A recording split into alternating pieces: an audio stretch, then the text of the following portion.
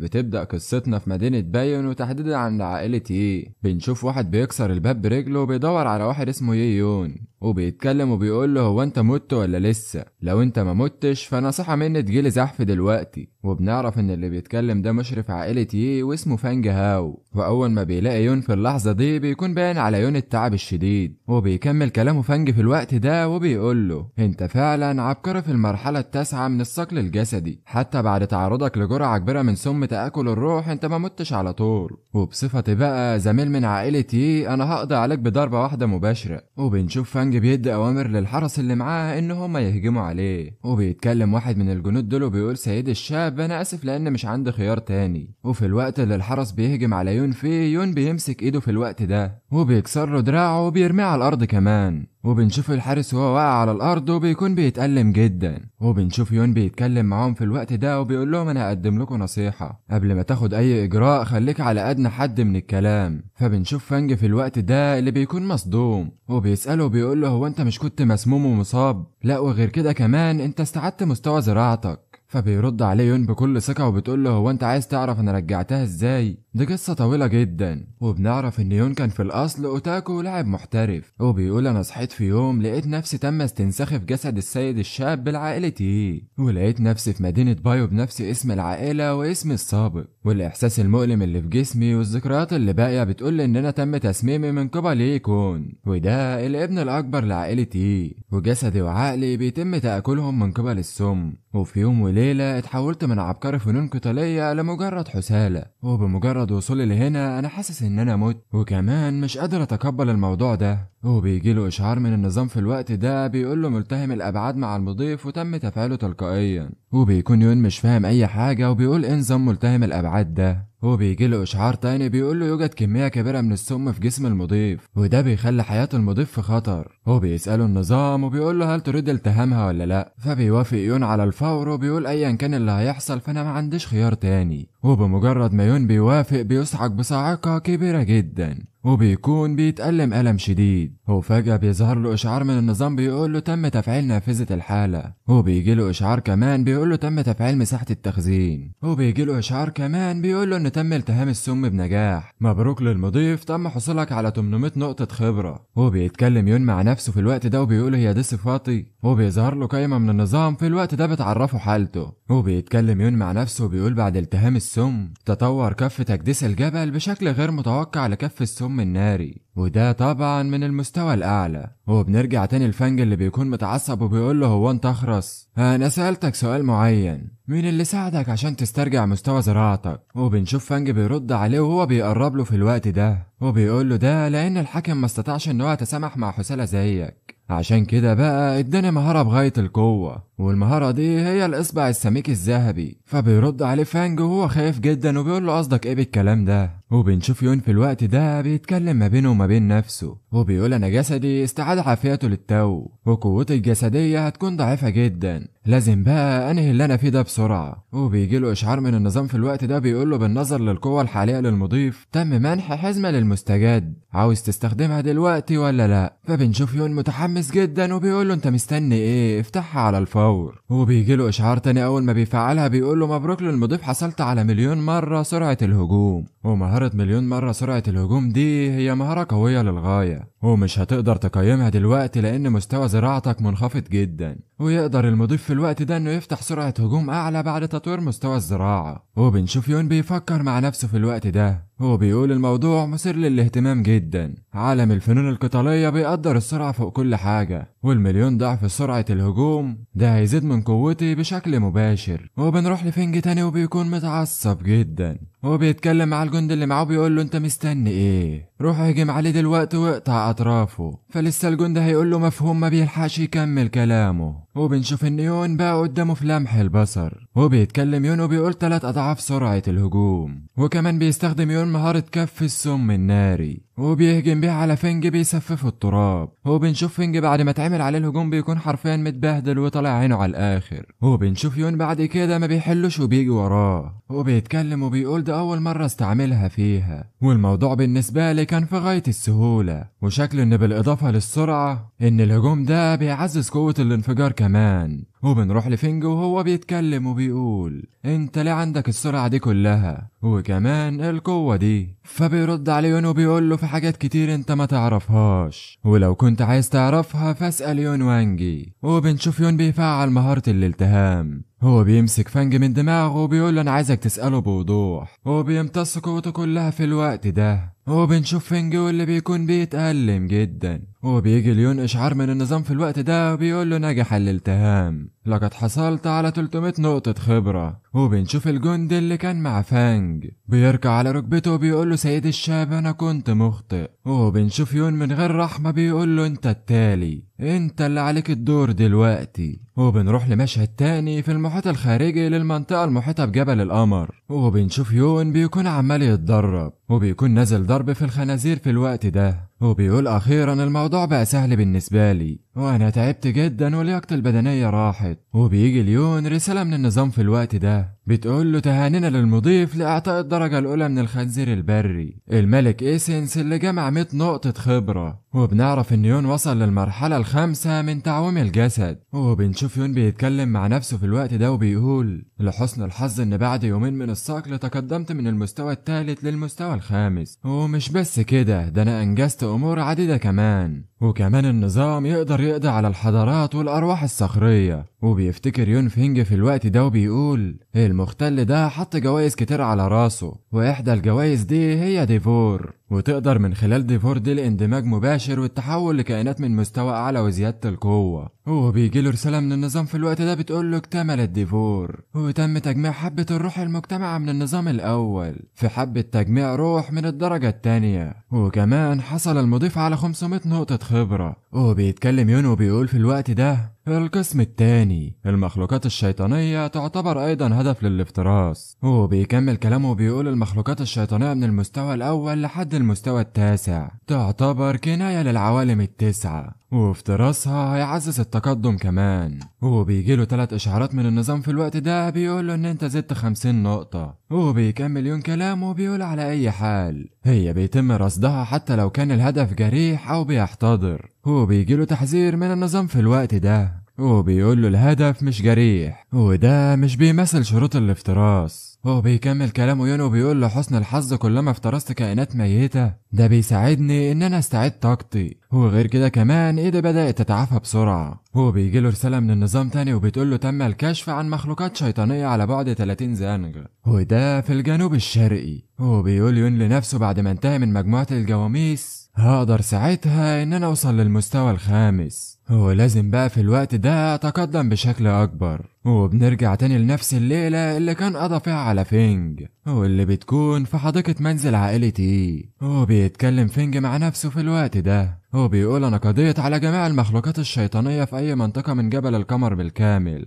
وكمان انا كنت عايز اتقدم بشكل اسرع وازيد قوتي كمان، بس للأسف كان في حدود للدائرة الداخلية وبتحتاج قوة القبائل الثلاثة عشان تتفتح. خلينا بقى بكرة نجرب المزيد من التقدم والافتراس. وبيفتح عينه في الوقت ده يون وبيرمي عليهم السيف وبيتكلم وبيقول مين اللي هنا؟ وبيرد عليه واحد وبيقول له انت ازاي تتجرأ انك تقتل حد من رجالتي؟ انت بجد سخيف جدا. وبنعرف ان اللي بيتكلم ده اسمه يكون وده الابن الاكبر لعائلة ايه، وكمان هو في المرحلة السادسة من تعجر الجسد. وبنشوف يون مستغرب في الوقت ده وبيقول له يكون ده كل الناس التانيين وصلوا للمستوى السابع من تعويم الجسد ما عدا يكون. وبنشوف يكون بيتكلم في الوقت ده وبيقول سم خلايا الروح اللي انا صنعته خصيصا من العشيرة الشمالية لسه ما قتلكش، ومش كده وبس خلال يومين يكون دخل للمستوى الخامس من قوة الجسد. هو بيهجم عليه يكون في الوقت ده وبيقول له خليني اعذبك مرة كمان، فبيمسك ايده يون في لمح البصر وبيستغرب يكون وبيقول له ايه السرعة دي، وما بيستناهوش يون يخلص كلامه وبيكسر له دراعه. وبيهجم اتباع يكون على يون في الوقت ده وبيضغط يون على يكون اكتر في الوقت ده. ما هو الصراحة برضو يا جدعان حقه يعذبه لان هو اللي وصله لكده. وبيتكلم يكون في الوقت ده وبيقول له انت ازاي تجرؤ على كسر ذراعي؟ انا عايزك تصدقني لاني مش هسيبك وهقتلك. فبيرد على يون وبيقول له انا مش عايزك تقلق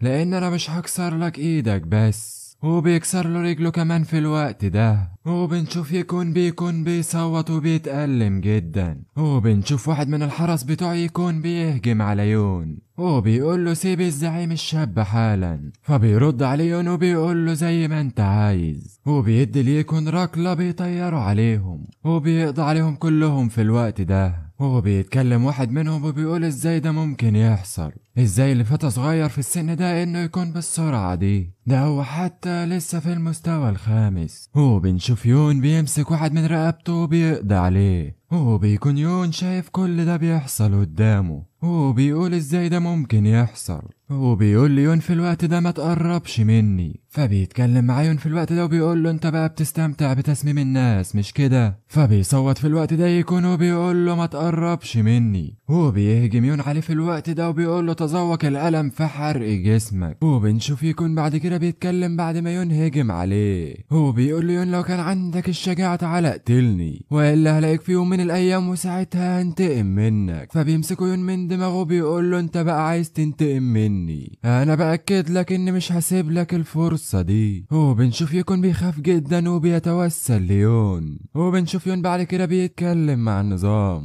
وبيظهر رسالة من النظام في الوقت ده وبتقول له تم كشف الجريح على انه جرح متعدد والافتراس اكتمل. وبيجي له رسالة تانية من النظام بتقول له لقد حصلت على 1500 نقطة وتم الوصول للمستوى السادس. وبنشوف يكون بيتكلم وبيقول له ايها السفل انت بتعمل ايه؟ فبيرد عليه يون وبيقول له انا برد لك الجميل اللي انت عملته معايا قبل كده. وبيكمل كلامه يون وبيقول له الوقت اسحف بعيد عني زي الكلب، انت فهمت اللي انا بقوله ولا لا؟ وبنشوف يكون بيبص ليون بنظرة كلها حقد. وبنروح لمشهد تاني بعد كده في عائلتي وده في مدينة بايونج في قصر باترياتشي. وبنشوف العديد من الجنود مرميين على الارض وبيتكلم واحد منهم وبيقول ارسل رسالة بسرعة، حد يستدعي القائد حالا. وبنروح ليون وهو بيتكلم بعد كده وبيقول انا قتلت الجميع من الجنود والحضريين هنا، وكمان لقيت الطريق للكنز القائد باترياتشي كمان. وبيتكلم ما بينه وما بين نفسه هنا وبيقول انا افسدت الامر على يكون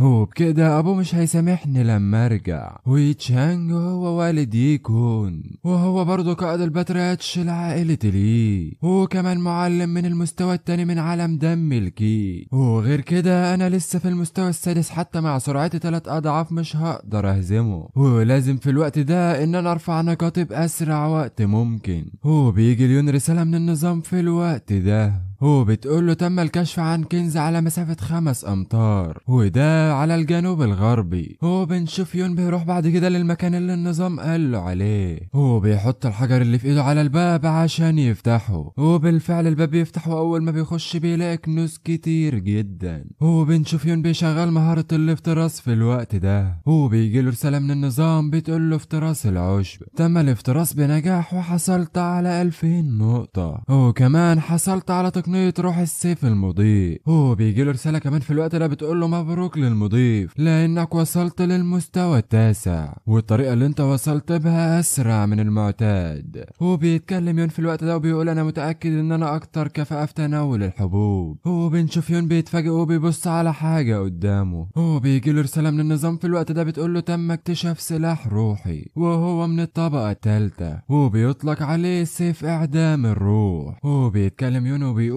انا ما توقعتش ان يتشانج يملك سيف زي ده في مجموعته. وبيسحب السيف في الوقت ده وبيقول له تعالى هنا. واول ما يون بيمسك السيف بيفكر ما بينه وما بين نفسه وبيقول السيف الروحي من الدرجة الثالثة وده لوحده يقدر يعجب المعلم الكبير. وبيخفي السيف في الوقت ده وبيجي له رسالة من النظام بتقول له تم تخزين السيف الروحي في المخزن وكمان المضيف يقدر يستدعي في اي وقت. فبيتكلم يون مع نفسه بيقول له حسن الحظ ان النظام في مساحة لا نهائية وبكده اقدر استفيد منه وكمان اكسير الشفاء اقدر اخزنه لوقت الطوارئ. ومحدش تخيل قبل كده ان يتشانج هيتقتل بالسلاح بتاعه. وبيكمل كلامه يون وبيقول عزيزي يتشانج مش عايزك تلومني على اللي انا هعمله، كل اللي انا عايزه منك انك تلوم ابنك الاحمق على العبث معايا. وحان الوقت دلوقتي ان انا ارجع عشان ما عادش حاجة هنا. وفي الوقت ليون بيكون ماشي فيه وبيتكلم بيلاقي واحد بينده عليه بيقول له ايها الزعيم الصغير اخيرا انا لقيتك. وبنعرف ان اللي بينده عليه ده الخادم لعائلتي واسمه وومو. وبيقول لي يون انت المفروض تكون في غرفتك دلوقتي. فبيسأله يون وبيقول له انت بتعمل ايه هنا؟ فبيشد مو في الوقت ده وبيقول له مفيش مشكلة، المعلم رجع وهو بيدور عليك في كل مكان. وبنروح بعد كده المشهد تاني وبنشوف واحد عمال يكح وبنعرف ان ده معلم عائلتي واسمه ييوو تشانج. وبنشوف واحد بيتكلم معاه وبيقول له ايها المعلم انت جارح بشكل خطر، انت لازم تروح وترتاح الاول وخليك متأكد ان مفيش حاجة هتحصل للزعيم الصغير. فبيتكلم الزعيم وبيقول له انا مش هرتاح غير لما اشوف يون قدامي. هو اول ما بيخلص كلامه بيلاقي يون واقف قدامه. هو بيسأل يون وبيقول هو ايه اللي حصل؟ هو انا ليه ابويا مصاب بشدة؟ فبيرد عليه واحد من الحرس وبيقول له سيد الشاب خليني اقول لك ايه اللي حصل. بعد ما تم تسميمك ذهب السيد لاقصى حد عشان يلاقي لك الترياق، وكمان تأذى بشدة لانه ذهب لمستنقع الضباب الخطير لقتل الوحوش الشيطانية. وبنشوفه تشانج بيكح جامد وبيقول له بطل كلام دلوقتي، عايزك تروح بسرعة وتجيب الاكسير حالا. وبنشوف ان بعد كده فعلا راح وجاب الاكسير. وبيتكلم الزعيم مع يونو وبيقول له انا عايزك تاخد الترياق بسرعة، انت لازم تكون قادر انك تتخلص من 30% من السم. فبنشوف يون بيتكلم مع نفسه وبيقول الاكسير الغامض هو اكسير من الطبقة التانية، وكمان تأثيره بيشيل السم وبيرفع من درجة الزراعة. وبيكمل كلامه الزعيم وبيقول له انا هلاقي طريقة اشيل بقية السم من جسمك. وبنشوف يون بيتكلم مع نفسه وبيقول هو بيخاطر حقا بحياته عشان يجيب لي الاكسير الغامض ده، وكل ده عشان يشيل 30% من السم اللي في جسمي. فبيتكلم ابوه معاه وبيقول له ده مش وقت الذهول، خد الاكسير دلوقتي حالا. هو بيكمل كلامه يون مع نفسه وبيقول الحب الابوي ده كبير جدا. هو بيحط ايده يون في الوقت ده على ظهر ابوه، واول ما بيحس بقى ابوه بيقول له هو انت مستوى صقلك زاد امتى؟ هو بيكتشف في الوقت ده ابوه ان يون بيحاول يساعده ويعالجه من اصابته. هو بيتكلم يون مع ابوه بيقول له انا تم تنويري من قبل سيد ولم يعد هناك سم في جسمي، وغير كده كمان انا استعدت مستوى زراعتي، وكمان انا وصلت للمستوى التاسع من تقوية الجسد الايام دي، عشان كده انا مش عايزك تقلق عليا خالص. وكمان انا عندي اكسير شفاء كتير جدا وانت لازم تاخدهم دلوقتي. هو بياخد ابوه منه الاكسير وبيقول له هو انت بتتكلم بجد؟ هو السيد فعلا اداك الاكسير ده؟ فبيرد يونو بيقول له اكيد لا، كل اللي انا عملته ان انا نهبت خزنتي تشانجي، ومش كده بس ده انا كمان دمرت نقاط يكون وخليته غير قادر على الزراعة. فبيتصدموا كلهم في الوقت ده وبيقولوا انت ازاي نهبت خزنة السيد الاعلى وكمان دمرت نقاط السيد الشاب كون؟ هو بيفكر واحد منهم وبيقول السيد الشاب قتل السيد الاعلى دون اي تفكير في العواقب. وبنشوفهم كلهم بيترعشوا من الخوف بس ابوه بيضحك. هو بيتكلم ابوه بيقول له عمل جيد، انا ما توقعتش منك انك تعمل حاجة حلوة كده. فبيغضب واحد من اللي واقفين وبيقول له سيدي ده مش الوقت المناسب انك تمدحه خالص. هو بيكمل كلامه ابوه بيقول له انت خليت تشانج عاجز تماما، هو عشان كده بقى هو مش هيتمنى انه يقتلك. وبنعرف انه على الرغم ان ابو يون رئيس عائلة بس ده ما يمنعش ان هو تم نبذه وده من قبل تشانجي، وده بسبب مستوى زراعتي اللي كان في المستوى الاول من عالم تشيد دم. وكان في 5 من الاسياد قرروا ان هم يقفوا في صفه، وكمان هم هيتخلصوا مني كرئيس عائلتي. وعشان كده بقى انا وانت لازم نكون حذرين في المستقبل، وده في حال تعرضنا للاغتيال من اي حد فيهم. فبيرد عليهم بكل ثقة وبيقول له انا مش عايزك تقلق من حاجة، ساعتها بقى لو حد دخل هنا هتأكد ان هم هيدخلوا احياء ويخرجوا اموات. وبنشوف في الوقت ده حد بيكسر الباب وبيقول لهم اسمعوا يا اللي جوه. فبيتكلم ابو يون وبيقول مين هناك؟ وبيسأله الشخص اللي كسر الباب ده بيقول له هو انت السيد انا جاي اقول لك ان امر السيد الاعلى جميع افراد القبائل بالذهاب لقاعة المجلس على الفور، ومش هيتم التسامح مع اي تأخير. وبنشوف يون اللي بيكون مش عاجبه الكلام. وبينتهي بنا المشهد بعد كده وبنروح لقاعة المجلس. وبنشوف واحد بيتكلم في الوقت ده وبيقول اللي حصل من يون انه ضرب رجالتنا، وغير كده كمان عذب السيد الشاب كون. وبنسمع واحد تاني بيتكلم وبيقول كما انه واخد المفتاح الخزنة وتم نهب الخزنة منه. وبنشوف السيد الاعلى غاضب جدا وبيقول له الشخص اللي بيتكلم رجاء انتقم للسيد الشاب. وبنشوف ان السيد الاعلى لعائلة يي اللي بيكون اسمه يي تشانج غاضب جدا وبيقول انا هقطع يون ده لقطع صغيرة. وبيتكلم ييمينج السيد التاني من عائلة يي وبيقول هو ازاي يجرؤ على وضع ايده على حلفائنا اصلا. وبنشوف فوضى كبيرة حصلت في المكان وبيتكلم مينج وبيقول مين يجرؤ ان هو يعمل كده. والمفاجأة في الوقت ده انه بيكون يون وبيقول لهم انتم ايها الاوغاد انتم اللي هاجمتوا حلفائنا الاول. وبنشوف تشانج بيكون غاضب جدا وبيقول يون ايها الوغد انت المفروض تنحني لما تقابل سيد العائلة، انت فعلا بقيت مزعج جدا. وبنشوف يون بكل ثقة بيقول له يي تشانجي انت الشخص اللي ما بيتبعش القوانين هنا وجاي دلوقتي تقول لي عليها، وبعدين هي ايه مؤهلاتك اساسا، وغير كده كمان انت ما تستحقش تقف مكان ابويا. وبنشوف يي تشانج في الوقت ده بيكون مشتعل من الغضب وبيكمل كلامه يون وبيقول له هو انت ساكت ليه ولا ده عشان انا بتكلم صح. وبنشوف بعد كده ابو يون بيوصل وبيسأل يون وبيقول له هو انا اتأخرت، فبيرد عليه يون وبيقول له لا ده لسه العرض هيبدأ. وبنشوف بعد كده ابو يون بيتكلم مع يي تشانجي وبيقول له ايه معنى التصرفات اللي انت بتعملها دي. وبيرد عليه تشانجي وبيقول له انت مؤهلاتك اقل من متوسط وانت لسه مفكر انك تقدر تبقى رئيس العيلة، وانا بتهيألي ان منصب رئيس العيلة ده لازم يكون مع شخص مؤهل. وبيبص وراه وبيسأل واحد وبيقول له ايه رأيك في الكلام ده، فبيظهروا له الاحترام في الوقت ده وبيقول له انت عندك حق واحنا مستعدين ان احنا نخدم السيد الاعلى. وبنشوف ابو يون وبيكون مستغرب من الكلام اللي هم بيقولوه. وبنرجع تاني لنفس الناس اللي كانت بتتكلم، واحد منهم بيتكلم وبيقول انا اسف يا تشانج بس انا حياة ابني ومراتي اهم. وبنرجع تاني لتشانج بعد كده وبيكون فعل قوته وبيتكلم مع ابو يون وبيقول له ايه رايك لو قتلت لك ابنك ده،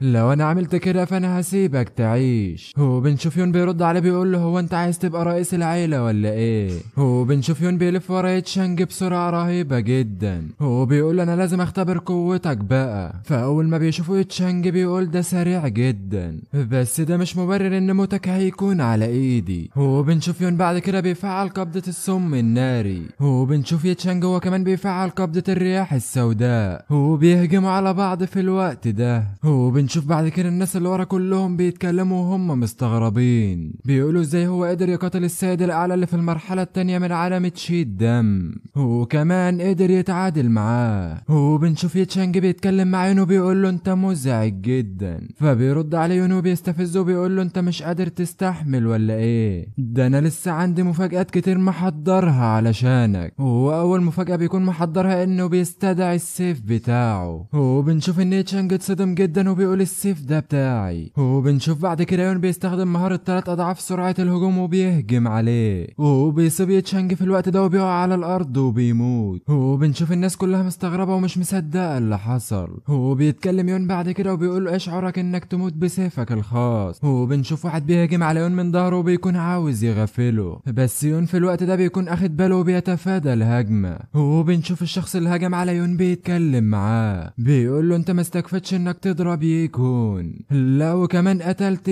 تشينجي، انت شكلك بتستخف بعائلتي. وبنشوف بعد كده ابو يون بيسأله وبيقول له انت كويس ولا لا، بيرد عليه يون في الوقت ده وبيقول له انا كويس ما تقلقش. وبنشوف بعد كده يون بيتكلم ما بينه وما بين نفسه وبيقول عائلة يانج هي واحدة من اقوى 4 عائلات، وكمان ما عداش وقت طويل منذ ان كان يكون عاوز يتجوز من عائلة يانج. وبيكمل كلامه يون وبيقول العجوز ده شكله كان متعجرف جدا وكمان شكله كان بيحاول يسرق اعجاب عائلة يانج. هو انا عيلتي مش عائلة مرموقة بس احنا ما بنعملش الحاجات دي. وبنشوف بعد كده الشخص ده بيفعل قوته وبيكون غاضب جدا وبيقول لي يون بطل كلام كتير ولو انت ما اعتذرتش دلوقتي انا هخلي ابوك يموت في سلام. وبنشوف اخوه بيرد عليه بيقول له خلينا نتعامل مع الوغد ده وبعد كده نقطع راس ابوه، وبعد ما نعمل الانجاز ده هنرجع ونبلغ رئيس العيلة. وبنشوف واحد منهم بيستدعي السيف بتاعه بيهجم على يون في الوقت ده. واثناء ما هو بيهجم عليه بيقول له انا عايزك تحضر نفسك للموت. وبنشوف يون بعد كده بكل بساطة بيتصدى للسيف بحركة واحدة. وبنشوف يون بيتكلم معاه بكل ثقة وبيقول له على الرغم من ان انت في المستوى الثالث من عالم تشيد دم، بس انت مش باين عليك القوة. وبيستخدم يون بعد كده السيف بتاعه وبيقسمه نصين. وبنشوف بعد كده مو بيكون مستغرب جدا وبيقول ازاي ده ممكن يحصل. وبيتكلم واحد تاني من الناس اللي واقفين وبيقولوا ليه هو انت اتجننت ولا ايه؟ ازاي تقتل رئيس العائلة الاعلى ومبعوثه من عائلة يانج؟ فبنشوف يون بيتكلم معاهم وبيقول لهم انا كنت برد الجميل، هو اي حد عاوز يقتلني يتفضل وانا مش هرحمه. وبنشوف يون في الوقت ده بيفعل تقنية السيف وكلهم بيستغربوا جدا. وبنشوف يون بيتكلم معاهم وبيقول لهم انا هديكوا اختيارين دلوقتي. الخيار الاول ان انتوا تقدموا ولائكم لابويا، او انا ممكن اقول لكم حل تاني واقطعكم لقطع صغيرة. وبنشوفه بيبص للشخص اللي كان عامل فيها عنتر فجلة من شوية وبيتكلم معاه. وبيقول له انت اخوك كان وافي جدا واكيد انت كمان مش هتستسلم. وبنشوف يون ما بيدلوش فرصة حتى يرد وبيهجم عليه. وبنشوف الشخص اللي بيتعمل عليه الهجوم بيتكلم مع نفسه وبيقول انا مش قادر اتحمل طاقة السيوف دي. وبنشوف بعد كده الدرع بتاعه بدأ يتكسر والسيوف بتخترق جسمه. وبيظهر ليون النظام في الوقت ده وبيقول له انت نجحت نجاح كبير وقدرت تحصل على 60,000 نقطة خبرة، وغير كده كمان قدرت توصل للمستوى التاني من عالم تشيد دم، وكمان تم رفع نقاط المهارة ودلوقتي تقدر تستخدم سرعة الهجوم الخمسة. وبنشوف بعد كده تشين بيفكر ما بينه وما بين نفسه وبيقول انا اقدر ازيد سرعة هجومي لما مستواي يزيد في عالم التشي. وبنشوف مو هو كمان بيتكلم ما بينه وما بين نفسه وبيقول يتشانج تم قتله، وكمان المبعوث من عائلة يي اتقتل هو كمان. هو يون بقى بالقوة دي امتى؟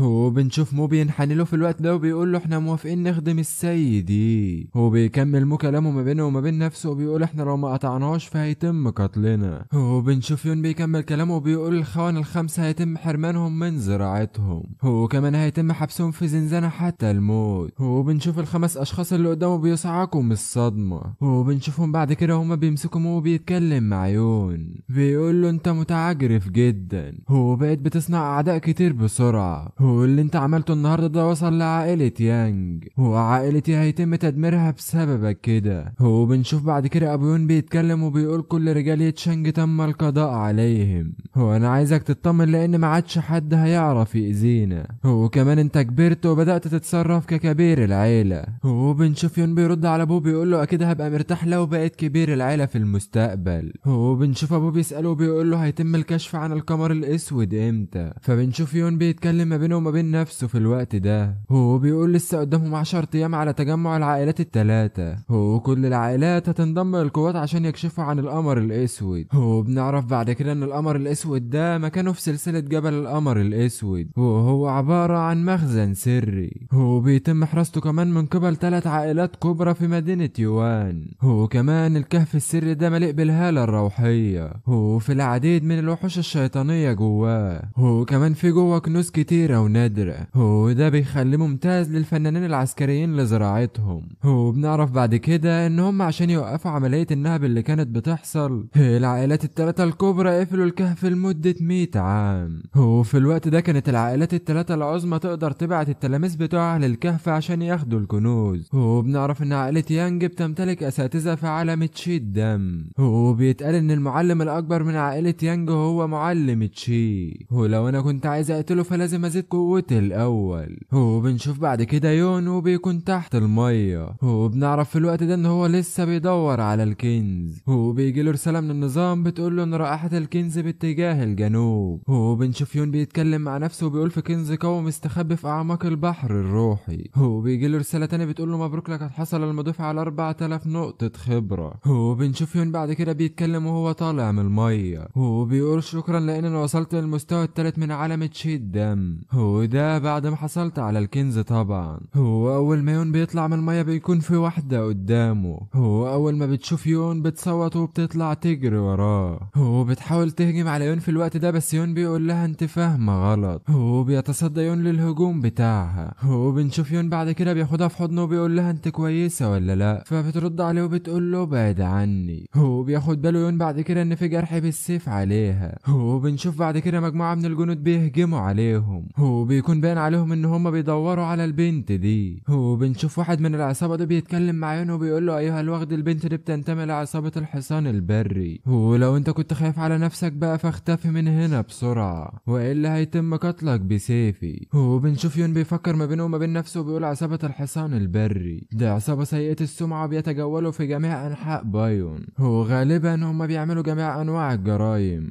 وبنشوف بعد كده الاعور بيكلمه وبيقول له بمجرد خروج سيفي من مكانه فانت هتموت دلوقتي. وبنشوف يون بيستخدم سرعته وبيروح وراه وبيقول له دي صدفة جميلة جدا، انا عايز اقول لك ان انا كمان كده. وبيقتل يون في لمح البصر. وبيتكلم يون مع بقية الجنود وبيقول لهم كلكم في المرحلة الاولى من عالم تشيد دم، فخلونا بقى دلوقتي ما نضيعش وقت. وبنشوف واحد تاني بيديهم الاوامر وبيقول لهم اهجموا على خلينا نقتله عشان الزعيم. فبنشوف يون بيتكلم مع نفسه وبيقول العيال دي شكلها اغبياء وهيتعبوني. هو اول ما بيهجموا على بيقتلهم هم كمان. هو بيجيله رسالة من النظام في الوقت ده بتقول له في 7 اشخاص والنظام يقدر يبيدهم لوحده. فبنشوف يون بيتكلم ما بينه وما بين نفسه وبيقول هو النظام يقدر يقتلهم مرة واحدة. هو بيكمل كلامه يون وبيقول ده هيوفر عليا وقت كتير جدا. هو بيجيله رسالة من النظام تاني في الوقت ده بتقول له تمت الابادة الجماعية وحصل المضيف على 200,020 نقطة. وبنشوف يون بعد كده بعد ما قضى عليهم كلهم هو بيقول لنفسه كل دول كانوا مجرد كمامة، الشيء الوحيد الجيد ان هم خلونا اوصل للمستوى الرابع من عالم اللي تشي. وبنكمل بعد كده وبنشوف يون ماشي وهي جايه تجري وراه وبتقول له استناني يا ابني، انا كنت عايز اشكرك ان انت انقذتني وعالجتني، هو انا اسفه جدا ان انا فهمتك غلط. وبنشوف البنت اللي بتعرف عن نفسها وبتقول له يون انا اسمي كينياو، وبتساله كمان وبتقول له انت اسمك ايه وجيت منين؟ فبيرد عليها وبيقول لها انا اسمي يون وانا من عائله يل موجوده في مدينه بايون. وبيعرفها بعد كده ان عصابه الحصان البر قامت بجميع انواع الجرائم وانا قتلتهم عشان الناس اللي لسه عايشه. وبنشوف كين بعد كده بتفكر وبتقول يعني انت طلعت من عائلتي. وبترد عليه بعد كده وبتقول انا من طائفه كايوان واللي بتكون موجوده في تشينجانج،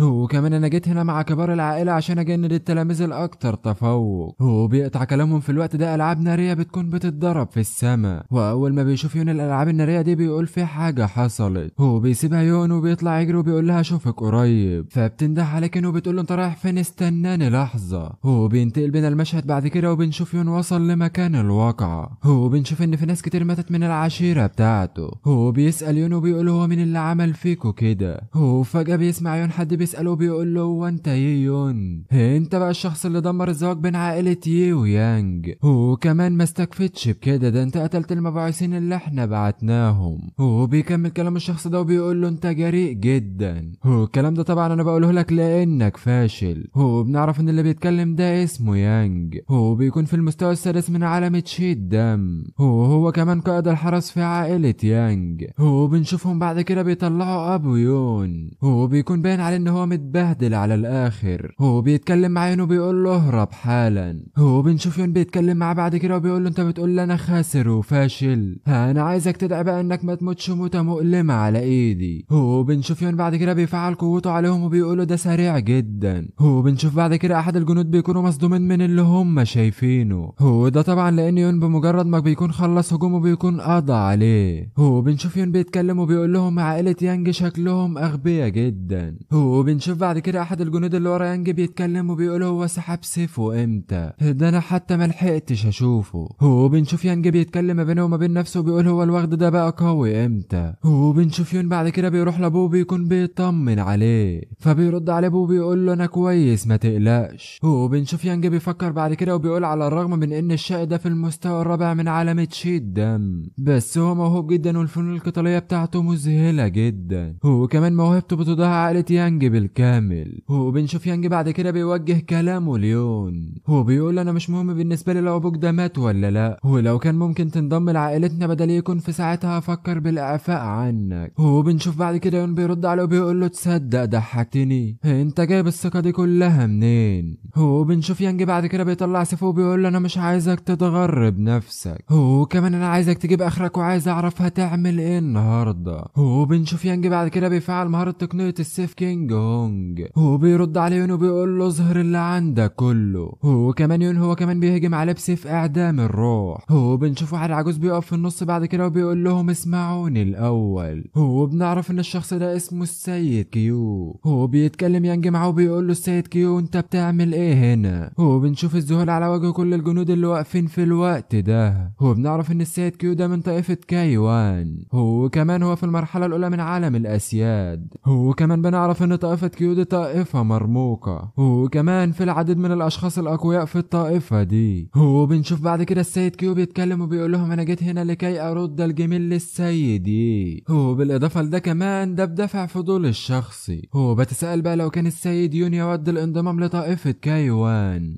وبنشوف يانج بيصعق في الوقت ده وبيقول له هو انت بتقول ايه؟ انا سمعت ان الطائفة بتقبل التلاميذ بس كل 100 سنة، وكمان شروط الانضمام للطائفة قاسية جدا، وغير كده كمان كبار الطائفة مش هيقبلوا يجندوا شخص بالسهولة دي، وكمان الفرصة دي قيمة ومحدش هيرفض العرض ده. وبيرد عليهم يون رد غير متوقع في الوقت ده وبيقول لهم انا بعتذر مش مهتم انضم لاي طائفة، هو انا كمان بستمتع بتأديب البشر والكلاب كمان. هو في ايه يا عم يون ده انت هنتهم على الاخر، ما بالراحة عليهم شوية يا عم. هو بنشوف بعد كده ان يانج اتضايق وخرج عن شعوره جدا وبيكون عاوز يقتل يون، هو لسه هيخرج سيفه عشان يهجم عليه في الوقت ده. هو بيلاقي السيد كيو بيمنعه بيقول له قائد الحرس يانج انت شكلك ما فهمتش اللي انا قلته، انت عايز تكون عدو لطائفة كيان ولا ايه؟ فبيجيب ورا يانج في الوقت ده وبيقول له لا لا يا معلم انا اسف والله. هو بيتكلم ما بينه وما بين نفسه يانج وبيقول هي دي هالة سيد في عالم الاسياد، دي هالته قوية جدا. هو بنشوف يانج بعد كده بيرجع سيفه تاني، هو بيتكلم مع عينه بيقول انا لو شفتك خطيت خطوة واحدة داخل المقاطعة فانا هقطع لك راسك. هو بنشوف يانج بعد كده بيدي اوامر للحراس عشان يمشوا، فبيتكلم يون معه بيقول له تمشي تروح فين؟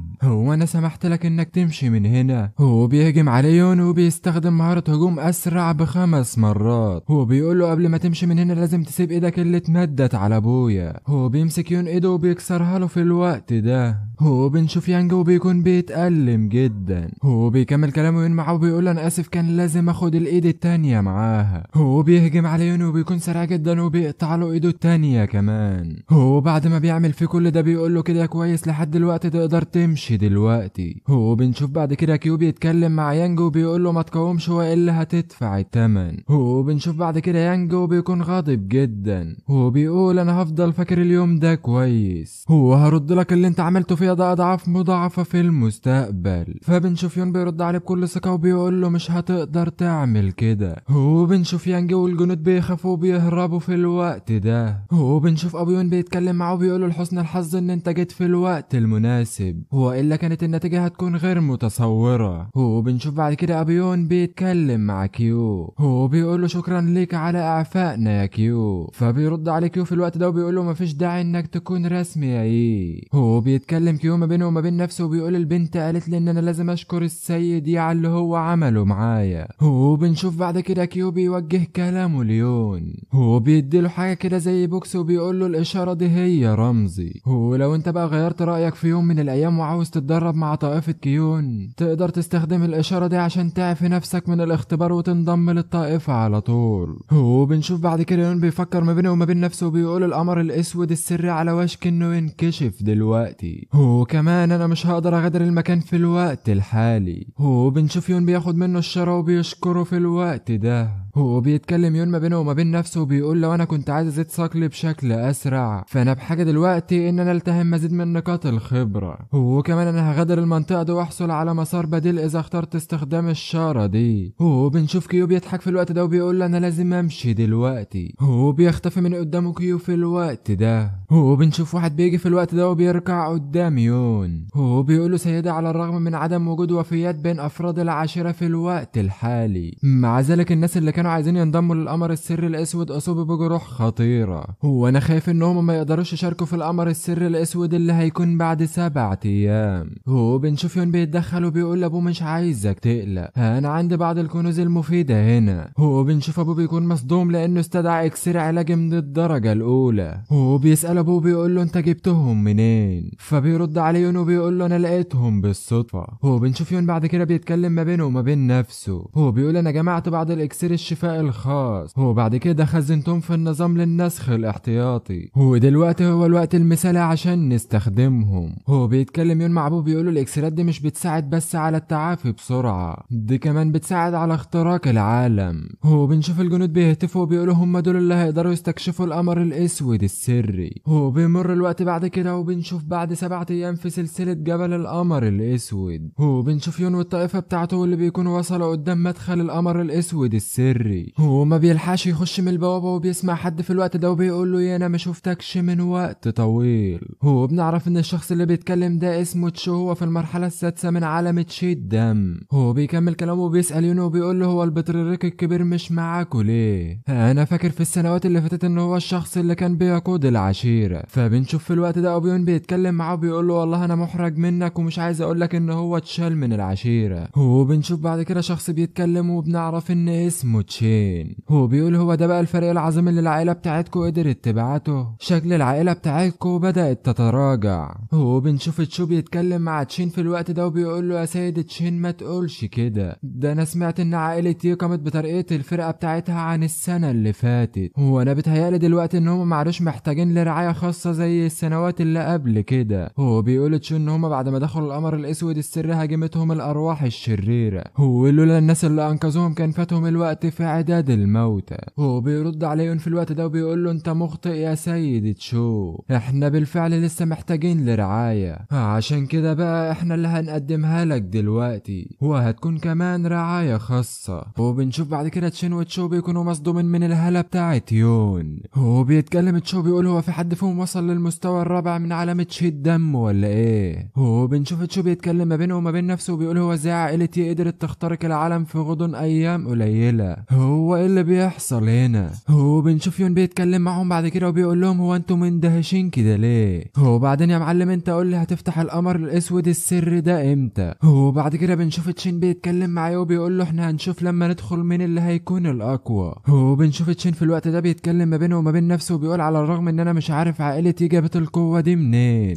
بس اللي انا متأكد منه دلوقتي ان هما مش هيتساووا معانا في القوة. هو بنشوف يون بيرد عليه بيقول له هنشوف كل حاجة جوه. هو بنشوف بعد كده تشين بيتكلم وبيقول لهم خلينا نبدأ. هو بنشوف تشو وابو يون بيفعلوا قوتهم وبيفكوا ختم البوابة. هو بنشوف بعد كده كل الطوائف بتجري على البوابة عشان يدخلوا الاول. هو بعد كده بينتقل بينا المشهد داخل القمر الاسود السري. هو بنشوف واحد بيتكلم في الوقت ده وبيقول ده اللي انا كنت متوقعه لما ادخل القمر الاسود السري، هو اللي انا كنت متوقعه ان احنا لو استخدمنا الاعشاب الروحية للمساعدة في زراعتنا هتساعدنا كتير في اننا نزيد قوتنا بشكل كبير. هو بنروح ليون بعد كده وبيجيله رسالة من النظام. هو بيجيله في الرسالة دي ان في العديد من الكنوز المقدسة على بعد كيلومتر واحد في اتجاه الشمال الغربي. هو بيتكلم يون مع نفسه في الوقت ده وبيقول بتوجيه النظام هيكون من السهل علينا ان احنا نعثر على الكنوز في القمر الاسود السري. هو بنشوف يون بيديهم اوامر في الوقت ده ان هم هيتحركوا عشان لازم يرجعوا قبل غروب الشمس. هو بنشوف واحد بيتكلم مع زهو بعد كده وبيقول له احنا لازم نتحرك اسرع والا الكنوز كلها هتتاخد من جميع الطوائف. فبيرد عليه زهو في الوقت ده وبيقول له دول مجموعة من الحمقى، هو غير كده انا سايبهم يعرفوا الطريق عشان يبقى سهل بالنسبة لي، هو بعد كده بقى هنتعامل معاهم. اما بقى بالنسبة للكنوز لما هم يلاقوها هقتلهم كلهم وساعتها هتكون ليا. هو بنشوف واحد من الجنود بيقول له لو انت قتلت يون هنا فالعيلة بتاعته مش هتسيبنا. هو بنشوف زهو بيضحك عليه وبيقول له المنطقة السرية مليئة بالازمات والوحوش الشريرة، ازاي بقى انت بتقول ان العيلة بتاعتهم مش هتسيبنا وهم ما عندهمش دليل حتى ضدنا؟ هو ساعة ما نعمل كده بقى هنقول ان الوحوش قتلتهم ومحدش هيقدر يثبت عكس كده. هو بنشوف يون بيجي من وراه بعد كده بكل سرعة وبيقول له عجبتني الخطة دي. هو بنشوف بعد كده كل الجنود بيحاصروا يون وبيقولوا سيب سيدنا حالا. هو بنشوف زهو بيكون واثق من نفسه وبيقول له انا براهن ان انت مش هتكون بالجراءة دي. هو بنشوف يون ما بيسيبوش يخلص كلامه حتى وبيعوره في رقبته. هو بيقول له انت اخرك فاضي يلا. هو بنشوف بعد كده زهو بعد ما وقع على الارض بيقول له انت ازاي تتجرأ وتعمل كده؟ فبيرد عليه يون وبيقول له انا لسه ما عملتش حاجة ده انا هقتلك دلوقتي. هو بنشوف زهو بيحاول يقوم من على الارض وبيقول له انت لو قتلتني النهارده فابويا مش هيسيبك. هو في الوقت ده ابويا مش هيكفي ان هو يدفن عائلتك بالكامل. هو بنشوف يون بيرد عليه بعد كده وبيقول له تصدق اقنعتني، بس انا بتهيألي ان عائلة زهو مش هيكون عندها اي دليل على ان انا قتلتك. حياتك. وبنشوف يون بعد كده بيتريق عليه وبيقول له انا في رايي ان المنطقه السريه مليئه بالازمات والوحوش الشريره. يا ابن اللعيبه يا يون، ردها له في ثانيه. هو بيكمل كلامه يون وبيقول له ساعتها بقى محدش هيعرف لك طريق. وبنشوف زهو بيكون بان على وشه الرعب وبيسيب يون وبيطلع يجري. وبيقول الراجل ده طلع مجنون، هو انا لازم اهرب من هنا بسرعه. وبنشوف يون بيمسكه بعد كده وبيقول له انا لسه ما اديتكش الامر ان انت تمشي. وبنروح بعد كده المشهد تاني داخل عالم القمر الاسود السري. وبنشوف بعد كده الطائفه بتاعت يون بتكون بتقتل في الذئاب. هو بيتكلم واحد منهم وبيقول ده اخر واحد واحنا لازم ننضف كل حاجه دلوقتي. وبنشوف واحد منهم بيتكلم مع يون وبيقول له تم التعامل مع بلورات الوحوش من مجموعه الذئاب هو اللي بيكونوا من الدرجه التانيه. هو بيساله بعد كده وبيقول له هو احنا لسه هنستمر ولا لا. هو بنشوف بعد كده يون وبيجي له رساله من النظام. هو بيقول له قيمه الخبره 650,000 من 800,000. هو بنشوف يون بيتكلم ما بينه وما بين نفسه وبيقول دي بطيئه جدا. هو حتى لو التهمت فريق عائله تشو العديد من بلورات الوحوش الروحيه طول الطريق. هو كمان اخترقت المستوى الخامس من عالم تشي الدم، فالخبره برضه لسه هتكون غير كافيه. هو بيجي له اشعار تاني من النظام وبيقول له على بعد 300 متر من الجنوب الغربي في هناك كنز روحي من المستوى الثالث وهو محفوظ في جميع انحاء العالم السري. هو بنشوف يون بيستغرب وبيقول كنز روحي من المستوى الثالث ازاي؟ الكنز ده محدش يقدر يحصل عليه غير المحاربين في عالم المعالم الكبير. هو بنشوف يون بعد كده بيقول لهم خليكوا هنا واستنوا مني الاوامر. هو بيسيبهم وبيمشي في الوقت ده. هو بنشوف يون بيتكلم مع نفسه وبيقول اكيد في وحوش شرسه بتحمل كنز الروحي، عشان كده بقى لازم اكون حذر معاها. هو بنشوفه بعد كده بيوصل لحته اسمها نهايه العالم المكسور. هو بنشوف بعد كده الاكسير اللي من المستوى الثالث اللي يون جاي علشانه. هو اول ما بيشوف الوحوش الشيطانيه بيقول زي ما توقعت تماما، في العديد من الوحوش الشيطانيه من الدرجه الثالثه هنا. هو غير كده كمان انا عايز اشوف القوه بتاعتهم. هو بنشوف يون بيهجم عليهم بعد كده. هو بيستخدم مهاره هدير الصوت الروحي. هو بيقضي عليهم يون بعد كده وبيقول لهم اذهبوا للجحيم.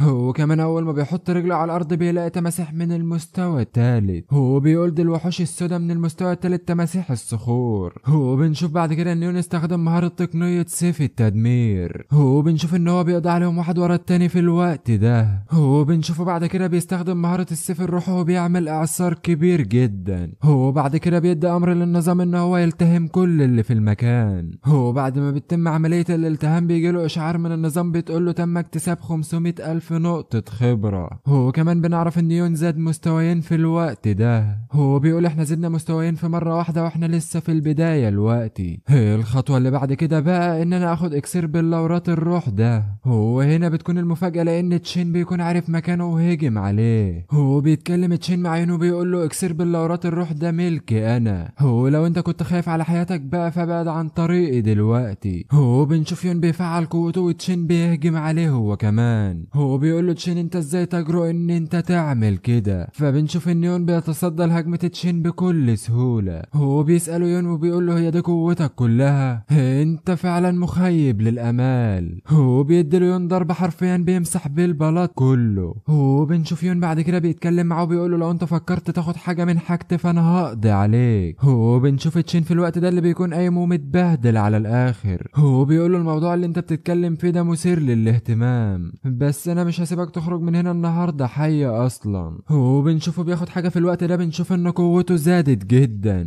هو بنشوفه بعد كده وبتكون الطاقه بتخرج من كل حته في جسمه. بيقول لي يون انت اكيد هتموت دلوقتي. هو بنشوف واحد من الرجاله اللي جايين معاه بيساله وبيقول هو اخد ايه دلوقتي. بيرد عليه واحد تاني وبيقول له ده حبه الدم من الرتبه التانيه. هو دي بتزيد قوتك 3 اضعاف. هي يون انت اكيد هتموت دلوقتي. هو بنشوف تشين بيحضر لهجوم كبير. هو بنشوفه بيستهزأ بيون وبيقول له انا هديك فرصه اخيره، لو انت ندهت لي وقلت لي يا بابي فانا هسيبك تعيش. هو بنشوف يون بيرد على بيقول له انا هسيبك تستمتع باللحظه الاخيره، بس عايزك بعد كده ما ترجعش تعيط لابوك. هو بينتقل بين المشهد بعد كده خارج متاهه القمر الاسود. هو بنشوف الثلاثه رؤساء العائلات بيتكلموا في الوقت ده وبيقولوا ده الوقت المناسب ان المفروض يخرجوا فيه. هو بنشوف ابو يون في الوقت ده كل اللي بيفكر فيه هو ابنه يون. هو بيتكلم بعد كده تشو بيقول يبدو ان سيد عائلتي ما بيتكلمش خالص. هو شكله كده قلقان على ابنه يون. هو بيكمل كلامه تشو بيقول في الغالب اللي هيطلع من جوه هيكون من غير ايدين ورجلين. هو هو حتى لو ما كانش فيه وحوش جوه التنافس اللي بينهم هيكون كبير جدا عشان يحصلوا على الكنز. وبنشوف تشين بيكمل على كلامه وبيقول له انت عندك حق، وكل اللي مطلوب منهم جوه ان هم يكونوا اقوياء عشان ما يتعرضوش للاصابه او يفقدوا حياتهم. وبنشوف تشو بيكمل كلامه وبيقول طالما الاجداد وضعوا القواعد منذ القدم فاكيد كلهم هيلتزموا بالقوانين. انا بتمنى ان سيد عائلتي ما يكونش عنده ضغينه ضدنا بسبب ده. وبنشوف ابيون بيتكلم وبيقول سيد عائلة تشو عنده حق، انا فعلا قلقان على ابني، بس على عكس كده انا مش قلقان ان هو يتصاب، انا قلقان لان هو مجنون وممكن يعمل اي حاجه جوه. وبتيجي الصدمه بعد كده لان كل افراد عائله تشو بتكون بتترمى من البوابه. وبنشوف بعد كده تشين بيسال لونج ار وبيقول له هو ايه اللي حصل لك، وبيكون لونج ار مش قادر يتكلم حتى. واول ما تشين بيحط ايده عليه بيقول ده عظامه كلها تم تكسيرها. وبنشوف بعد كده يون بعد ما خرج من البوابه بيقول شوف ابنك يا عم قاعد يصرخ ويعيط وعايز ابوه، عشان كده بقى انا قررت اساعده واخرجه من البوابه. وبنشوف بعد كده تشو بيكون غاضب جدا وهو بيتكلم مع يون وبيقول له هو ايه اللي حصل وليه افراد عائلتي بس هم اللي خرجوا، فين افراد عائله تشو؟ فبيرد عليه يون وبيقول له انا حاولت اعتني بيه،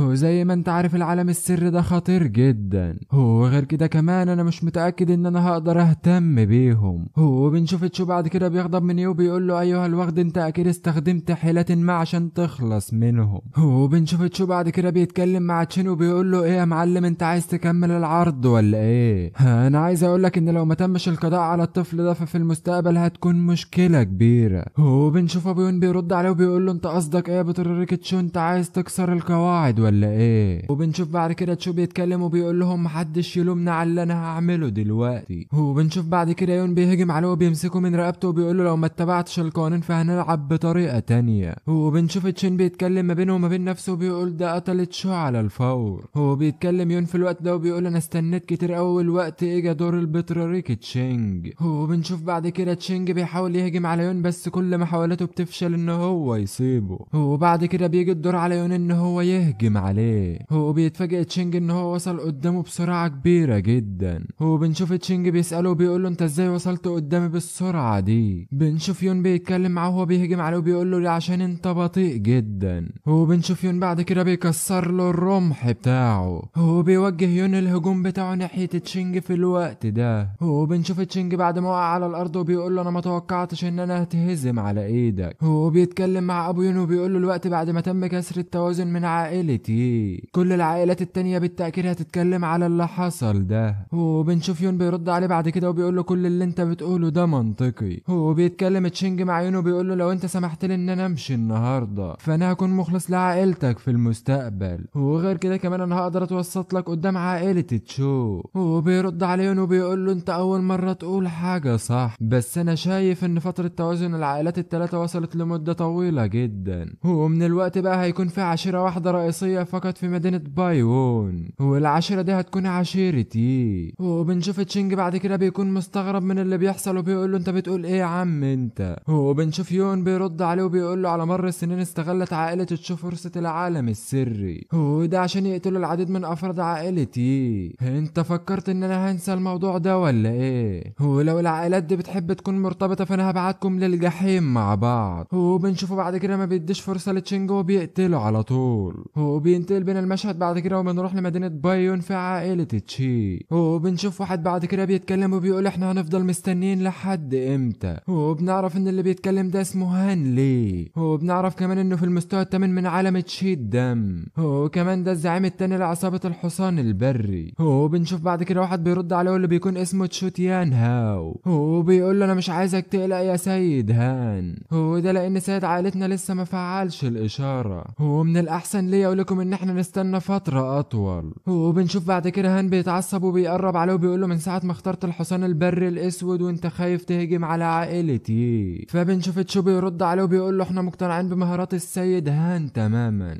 بس عشان نضمن نجاح الخطة بشكل كامل لازم بقى نستنى الاشارة قبل ما نتحرك. وفي صيد الكنز السري هيتم اختيار افضل الاشخاص من العائلات الثلاثة الكبرى، وخطتنا وقتها ان هم اما يخرجوا من عالم السر للقمر الاسود هنستنى اما يترخى الحراس من عائلة تشينج، ساعتها بقى هنقتل تشينج بضربة واحدة وساعتها هنتدخل. وبالنسبة بقى لعائلتي فاحنا مش هنقدر نعمل معاهم اي اي مشاكل. وطالما احنا بنقتل رؤساء العائلات وقواتهم الرئيسية، فالرجالة اللي لسه مش هيقدروا يعملوا حاجة وهنجبرهم ان هم يستسلموا. وبنشوف هان بيرد عليه بعد كده بعد ما سمع الكلام ده وبيقول له انتم العائلات الصالحة اكثر مننا بكتير. بيرد عليه تشو بعد كده وبيقول له طالما الهدف نقدر نحققه مش هتفرق بقى الطريقة اللي احنا هنعمله بيها، بس لو سيد المدينة تحقق من الامر هيتعين علينا بقى نطلب من السيد هان ان هو يتحمل الموضوع بالكامل. بنشوف هان بعد كده بيتكلم معاه وهو واثق من نفسه بيقول له انا مش عايزك تقلق، طالما الفلوس موجودة فالباقي هيكون سهل. هو عايز اوضح لك حاجة كمان، انا بحب اشرب الدم البشري بالسيف بتاعي، وساعة ما اقتل اي شخص محدش هيقدر يوقفني. بيرد عليه تشو بعد كده وبيقول له لو انت ساعدتنا في قتل عائلة تشينج ويه فاحنا هنكون ممتنين جدا ليك. بنشوف هان بعد كده بيتحمس وبيقول لهم انا هدوقهم النهارده قوة عصابة الحصان البري. والمفاجأة ان احنا بنشوف يه بيتدخل وبيقول لهم لو انتوا عايزين تقتلوا عائلتي فده مش هيكون كفاية. بنشوف هان اول ما بيشوفه بيقول ده مين ده؟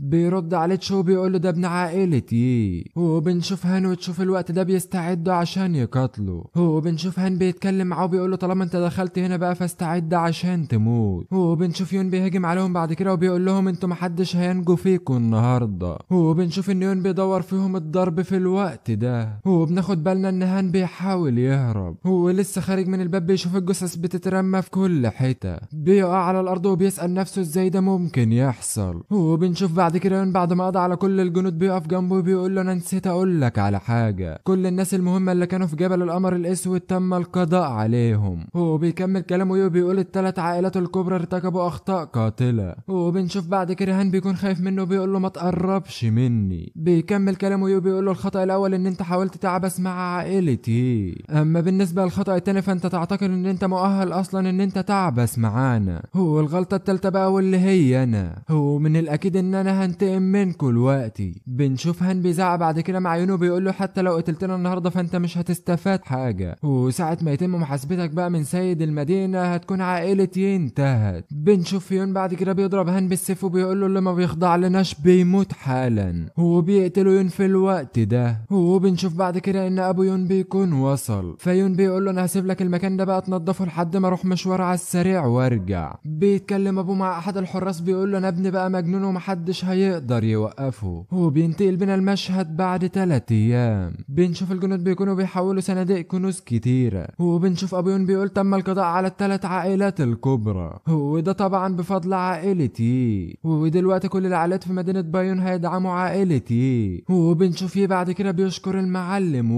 وبنشوف بعد كده ابو يون بيحط ايده على كتفه وبيقول له في الكارثة دي لو ما كانش يون يقظ كان فات عائلتنا اتمحت بالكامل. وبنشوف بعد كده شخص بيكون جايب لهم تقرير وجاي يجري عليهم، وبيقول له السيد الشاب مطلوب ان هو يروح لسيد المدينة في القصر عشان يتم استجوابه. واول ما بيوصل واحدة بتتكلم معاه وبتقول له السيد الشاب سيد المدينة كان بيستناك من فترة طويلة. وبعد كده يون اول ما بيخش بيفكر مع نفسه وبيقول قصر سيد المدينة بيخضع لحراسة مشددة. وبنشوف بعد كده البنت بتبلغ ابوها ان يون وصل. هو اول ما بيشوف يون بيتكلم مع نفسه بيقول هو ده سيد المدينة. وبنشوف بعد كده يون بيظهر لسيد المدينة الاحترام. وبنشوف بعد كده ان سيد المدينة بيهجم عليه هجوم مفاجئ بس يون بيقدر يصده. وبنشوف بعد كده ان يون مصدوم وبيقول له يا سيد المدينة انت بتعمل ايه؟ بنشوف بعد كده سيد المدينة وبيكون منبهر من رد فعل يون. هو بيقول له بعد كده انت ازاي قدرت توصل للمستوى التاسع من عالم تشيد دم في السن ده؟ انت اكيد تقدر تسحق العائلات الكبرى بكل سهولة. وبنشوف بعد كده يون بيسأله وبيقول له هو انت بتخطط تجمع جيش وتبدأ تحقيق ولا ايه؟ بيرد عليه سيد المدينة وبيقول له لو انت موافق فهي دي خطتي. وبنشوف يون بعد كده بيقول الصمود الاعلى مش هيبقى غير مضيعة للوقت، ولو ما تمكنش سيد المدينة من رؤية الوضع بوضوح فانا شايف ان سيد المدينة لازم يستبدل المنصب بتاعه بشخص اخر. بنشوف سيد المدينة بعد كده بيتكلم مع يون وبيقول له انت شجاع جدا بس انا مش عايزك تقلق، احنا مش جايبينك النهارده عشان نحقق معاك. وكمان انا امرت رجالتي ان هم يعرفوا ايه اللي حصل بين عائلة يو وعائلة تشو تشينج، بس بعد ما عرفت ان هم بيتفقوا مع العصابات عشان يقتلوا الابرياء فهم يستحقوا الموت. بنشوف يون بيعمل نفسه عبيط وبيقول له انا ما فهمتش برضه انت استدعيتني ليه. بنشوف سيد المدينة بيقول له انا جبتك هنا عشان عاوز منك خدمة، انا عايزك تروح مع بنت لطائفة تشينج وتحميها على قد ما تقدر. وبنشوف ان بنت ويون بيتصدموا في الوقت ده، وبنعرف ان رئيس طائفة كيون هو الرجل العجوز اللي كان اسمه كيو. وبنشوف بنت سيد المدينة بتزعله في الوقت ده وبتقول له انت وعدتني ان انت مش هتبعتني هناك. وبنشوف ابوها بيرد عليها بيقول لها انت ما عدتش طفلة ولازم تكبري لوحدك، وكمان صحة ابوك بتبقى اسوأ كل يوم، ومن الوقت بقى انا ما عدتش هقدر اعتني بيكي. وبيكمل كلامه معاها بيقول لها انت موهبتك افضل مني بكتير، وعشان كده بقى طائفة كايوان هتعلمك مهارات بشكل اسرع، وغير كده كمان انا لقيت لك شريك موثوق. بنشوف يون بيرد عليه وبيقول له انا لسه ما قبلتش العرض. بيرد عليه سيد المدينة وبيقول له انا مش هلف وادور عليك كتير، الانضمام لطائفة كايوان ده مش هيجيب لك غير الفوايد وبس، وغير كده كمان انت قوتك الشخصية قوية جدا، عشان كده بقى الشيخ تشينيو فضلك انت عن الناس التانيين. وغير كده كمان مع مرور الوقت هتصبح العائلات الاخرى متمردة، وكمان هتظهر عائلة تشو وعائلة تشينج تاني وتالت، وانت مش هتقدر تحمي عائلة يي طول الوقت، وحتى لو قدرت تحمي عائلة يي فده هيوقف نموك. بس في الوقت ده لو انت وافقت على طلبي ورجعت بنتي بالسلامة للبيت فانا هقسم بصفة سيد مدينة بايون ان عائلة يي مش هتتعرض للتهديد او الهجوم تاني. ايه رأيك في العرض ده؟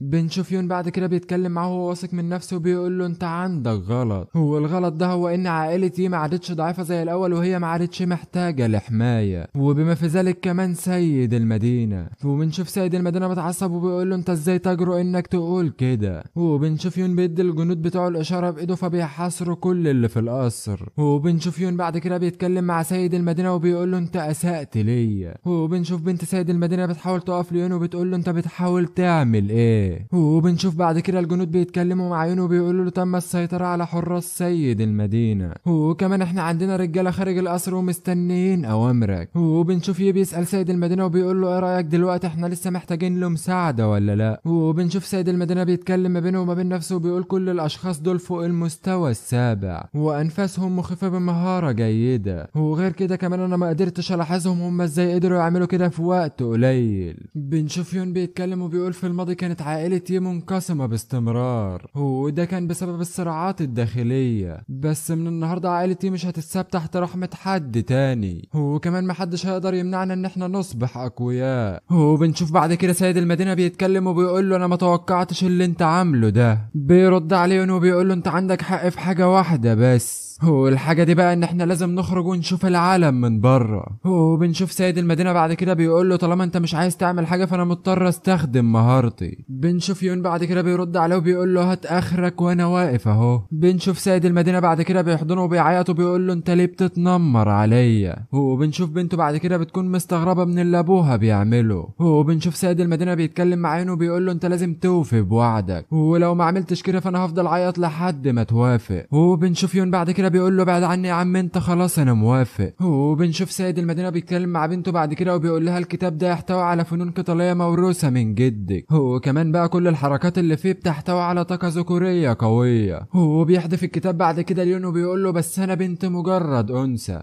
عشان كده بقى انا مش هقدر اعلمها اللي جوه الكتاب، فانا هعلمك المهارات دي النهارده وده دليل على اني صادق معاك. اول ما يون بيمسك الكتاب بيقرا الاسم بتاعه بيكون اسمه جسد الياقوت الزجاجي. بيجي له رسالة من النظام بعد كده وبتقول له تهانينا للمضيف على اكتساب المستوى الاول من فنون القتال. وبنشوف يون بعد كده بيقول له في الحالة دي بقى انا هتولى المهمة، في غضون ال3 ايام اللي جايين بقى انا هحمي بنتك الانسة فانج، وانا هضمن لك ان هي هتكون في امان لحد ما توصل لطائفة كايوان. وبينتقل بينا المشهد بعد كده وبنروح لمقاطعة تشانج يانج. وبنشوف 2 بيتكلموا مع بعض وواحد منهم بيقول لاخوه انا شايف وشوش جديدة النهاردة. بيرد على اخوه بيقول له كل الناس اللي انت شايفهم هنا ده عشان اختبارات طائفة كايوان، وغير كده كمان طائفة كايوان دي هي احدى اقوى الطوائف في مقاطعة تشينج. ودلوقتي بعد فتح بوابة التلاميذ الجدد هيجي العديد من الفنون القتاليين عشان يقدموا الحضور. وكمان انا سمعت ان شروط قبول التلاميذ في طائفة كايوان صعبة جدا وهيكون في العديد من الاختبارات والتجارب كمان. وعلى الرغم من ان في ناس كتير بتيجي هنا كل سنة عشان اختبارات طائفة كايوان في الاخر ما بيفضلش عدد كبير منهم. وبعد كل اللي انا عرفته لك ده حتى لو نجحت في جميع الاختبارات مش هتفضل غير تلميذ خارجي، ومحدش هيقدر يستفيد من الاختبارات دي غير التلاميذ الداخلية. بيرد عليه خد تاني وبيقول له بعد كل الكلام اللي انت قلته ده فما فيش لازمه بقى ان انا اروح واشارك. بنشوف بعد كده بنت سيد المدينه بتتكلم مع يون وبتقول له انت ما بتتكلمش ليه؟ هو اللي انت خفت من الكلام اللي هم قالوه؟ انت فعلا شكلك خايف ان انت ما تتقبلش داخل طائفه كايوان. بيرد عليها يون وبيقول لها خايف ايه يا بنت ده انا كل حماس. وبنشوف يون بيتكلم ما بينه وما بين نفسه بعد كده وبيقول نظرا لان مدينه السحاب هي مجرد مكان صغير في الشمال فمدينه تشينج حقا اكبر واكتر اثاره. وبيقول طائفه كايوان من فضلك ما تخذلنيش دلوقتي. بنشوف بنت سيد المدينه بعد كده بتتكلم مع يون وبتقول له متحمس ايه؟ لا انت شكلك مغرور، بس عشان اكون واضحه معاك انا عايز اقول لك انك ما ينفعش تسيبني لوحدي. وبينتقل بينا المشهد بعد كده وبنروح لمقاطعه تشينج وتحديدا عند سفح جبل تشينج نيو. وبنعرف ان طائفه كايوان تاسست على جبل تشينج نيو وكمان انت مش هتقدر توصل للبوابه غير لما تتسلق الجبل. وبنشوف يون بيتكلم وبيقول التحدي الاول هو تسلق الدرج وده مش صعب بالنسبه لي. وبيسال بنت سيد المدينه وبيقول لها انت ايه رايك في الكلام ده؟